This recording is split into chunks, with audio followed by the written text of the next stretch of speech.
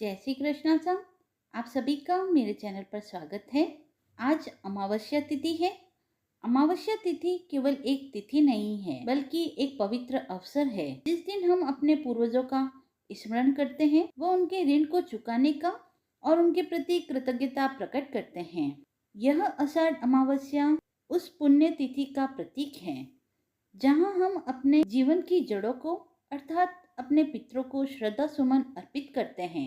यह दिन पूर्वजों के आशीर्वाद से अपने जीवन को पवित्र और समृद्ध बनाने का अनुपम अवसर है। हिंदू पंचांग के अनुसार आषाढ़ मास हिंदू वर्ष का चौथा महीना है। इस महीने की समाप्ति के बाद वर्षा ऋतु प्रारंभ होती है। धार्मिक मान्यता है कि अमावस्या तिथि को अत्यधिक महत्वपूर्ण माना गया है। साथ ही आषाढ़ अमावस्या को दान पुण्य व पितरों की आत्मा की शांति के लिए किए जाने वाले धार्मिक कार्यों के लिए विशेष फलदायी माना जाता है। यह अमावस्या किसानों के लिए भी विशेष महत्व रखती है, क्योंकि इस दिन हल और खेती के उपयोग में आने वाले उपकरणों की पूजा की जाती है और यही कारण है कि इस अमावस्या को हल हारिणी अमावस्या भी कहा जाता है। अमावस्या तिथि पर कई लोग अपने पितरों को प्रसन्न करने के लिए श्राद्ध कर्म भी करते हैं। इस दिन पितृ तर्पण, नदी स्नान और दान पुण्य आदि करना अत्यधिक फलदायी माना जाता है। इतना ही नहीं, यह तिथि पितृदोष से मुक्ति दिलाने में सहायक मानी गई है। अतः पितृ कर्म के लिए यह तिथि बेहद शुभ मानी जाती है। आइए अब सुनते हैं आषाढ़ अमावस्या की कथा। अमावस्या की पौराणिक कथा के अनुसार किसी गांव में एक बुढ़िया माई रहती थी। बुढ़िया माई के एक बेटा और बहू थी।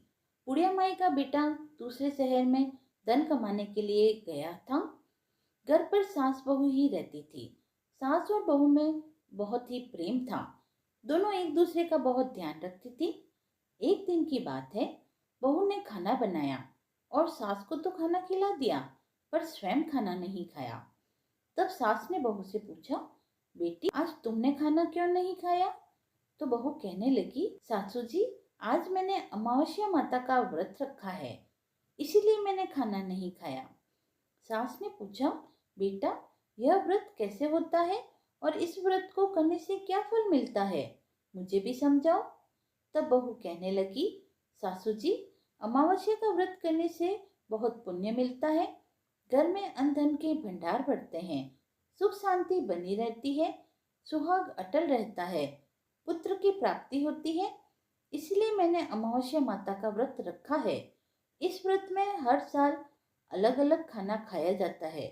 भगवान विष्णु को चढ़ावा चढ़ाया जाता है व ब्राह्मणों को दान दिया जाता है।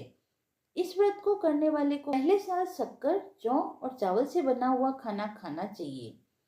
पहले साल का व्रत पूर्ण होने पर 1.25 किलो चावल, 1 कटोरी घी और 1 कटोरी चीनी का दान किसी ब्राह्मण को करना चाहिए। दूसरे साल में जौ, घी व शक्कर से बना भोजन करना चाहिए व व्रत पूर्ण होने पर 1.25 किलो जौ, घी व शक्कर किसी मंदिर में चढ़ाना चाहिए या किसी ब्राह्मण को दान देना चाहिए। फिर बहू कहती है, सासू जी तीसरे साल गुड़, घी और तिल से बने व्यंजन को खाना चाहिए और जब तीसरे साल के व्रत पूर्ण हो जाए तो किसी मंदिर में ½ किलो तिल, गुड़ व 1 कटोरी घी चढ़ाना चाहिए या फिर किसी ब्राह्मण को यह सब वस्तुएं दान करनी चाहिए। ऐसे ही अमावस्या माता का व्रत करना चाहिए। सासू जी इस व्रत का संकल्प लेने के पश्चात इसे पूरा करना जरूरी होता है। अगर यह व्रत पूरा नहीं होता है तो घर में अशांति व झगड़े होते हैं। तब उसकी सास ने कहा, बेटा मेरी तो उम्र हो गई है, पर तुम इस व्रत को जरूर करो। बहू व्रत करना प्रारंभ कर देती है। एक दिन अमावस्या के व्रत के दौरान बहू किसी के कहने से अनजाने में गेहूं की रोटी खा लेती है। इस बात से अमावस्या माता नाराज हो जाती है और जो सास बहू इतने प्यार से रहती थी उनमें झगड़ा होने लगता है। सारे गांव वाले भी हैरान हो जाते हैं कि यह सब क्या हो रहा है। सास अपनी बहू से कहती है कि जब से तुम हमारे घर में विवाह करके आई हो तब से हमारे घर की तो लक्ष्मी ही चली गई। तुम तो हमारे लिए बिल्कुल भी शुभ नहीं हो।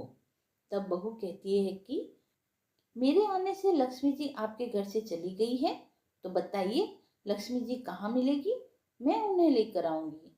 तब सास कहती है, लक्ष्मी जी तो समुद्र के बीच विष्णु जी के पैर दबाते हुए मिलेगी। तब वह अपनी सास से कहती है, माँ जी, मैं तो अब घर में तभी आऊंगी जब मैं लक्ष्मी जी को लेकर आऊंगी, नहीं तो मैं इस घर में कभी पैर नहीं रखूंगी। ऐसा कहकर बहू लक्ष्मी जी को खोजने निकल जाती है। तभी उसे बीच रास्ते में एक गाय मिलती है। वह पूछती है, बेटी कहाँ जा रही हो?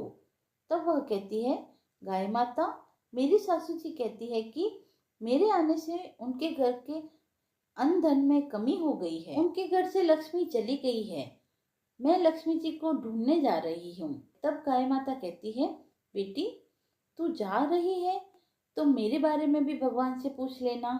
तब वह कहती है, ठीक है गाय माता, मैं पूछ लूंगी, पर पूछना क्या है यह तो बताओ।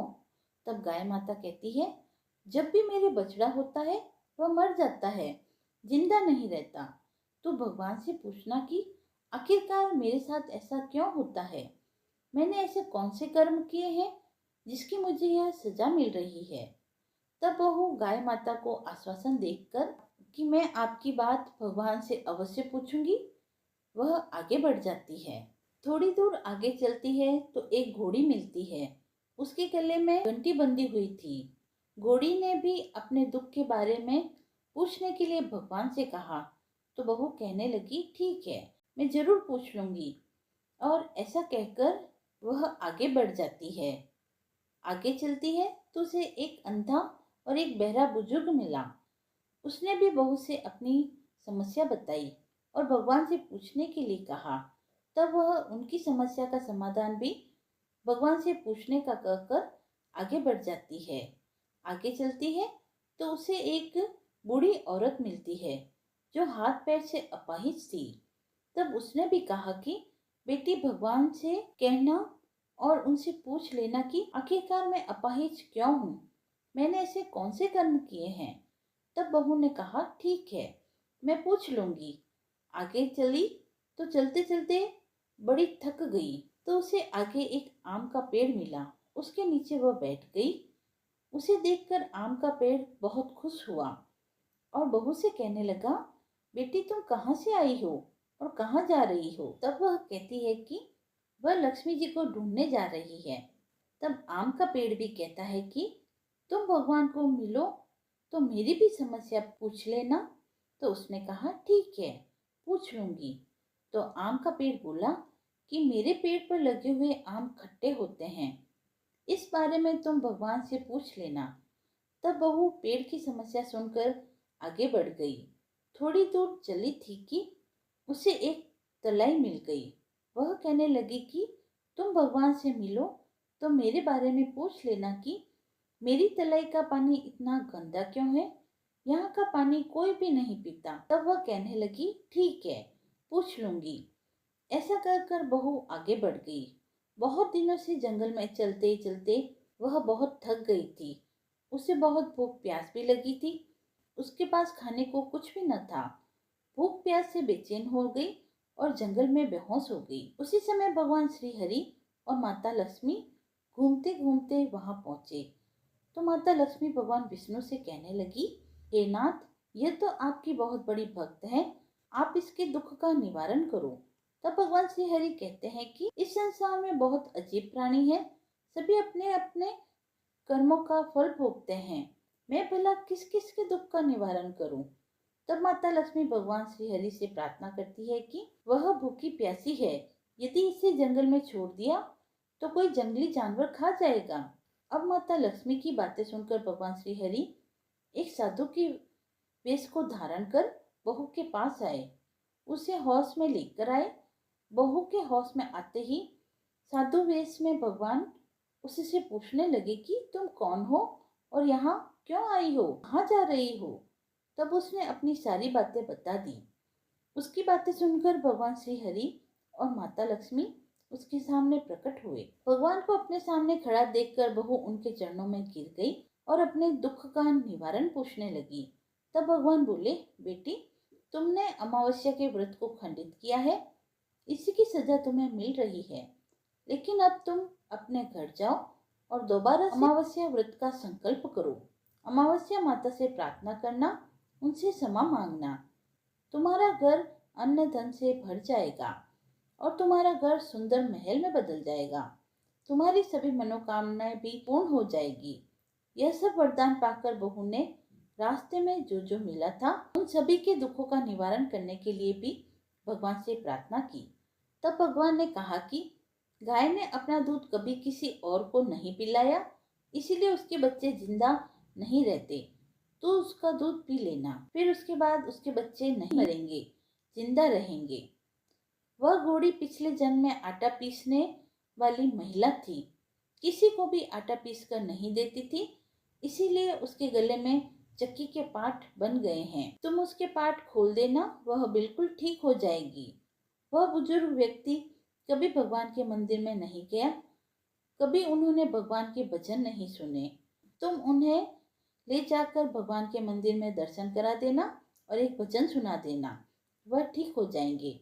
वह अपाहिज महिला, उन्होंने कभी अपनी जवानी में कोई दान पुण्य नहीं किया, उसी की उन्हें सजा मिल रही है। तुम उनसे कुछ दान करवा देना, उसकी विकलांगता ठीक हो जाएगी। आम का पेड़, उसने अपने पेड़ के आम कभी किसी बच्चे को खाने नहीं दिए, इसीलिए उसके सभी आम खट्टे हैं। तुम उस पेड़ से आम तोड़कर खा लेना, फिर उसके बाद उस पेड़ के आम मीठे हो जाएंगे। तलाई का पानी, पिछले जन्म में देवरानी जेठानी थे, हमेशा आपस में लड़ते झगड़ते रहते थे, इसीलिए उसका पानी गंदा है। तुम उसका थोड़ा सा पानी पी लेना तो वह तलाई शुद्ध हो जाएगी, फिर लोग वहां आकर पानी पीने लगेंगे। इस प्रकार बहू ने भगवान श्री हरि, माता लक्ष्मी को प्रणाम किया, धन्यवाद किया और वह अपने घर को जाने के लिए तैयार हो गई। रास्ते में जो जो भी मिल गया उन सभी की समस्याओं का उसने भगवान के कहा अनुसार निवारण किया। सभी ने उसे खूब आशीर्वाद दिया, उसकी खूब प्रशंसा की। जब बहू अपने घर पहुंची तो देखती है जहां पर उसका छोटा सा टूटा फूटा घर था, वहां पर तो एक सुंदर महल खड़ा है। घर में अन्न धन के भंडार भरे पड़े हैं।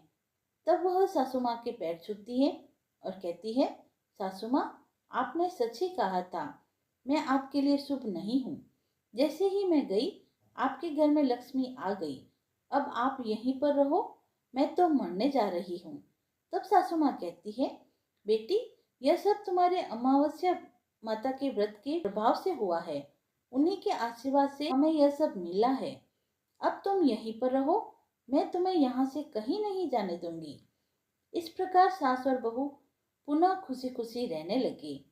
एक दिन बुढ़िया माई का बेटा भी दूसरे शहर से लौट आया।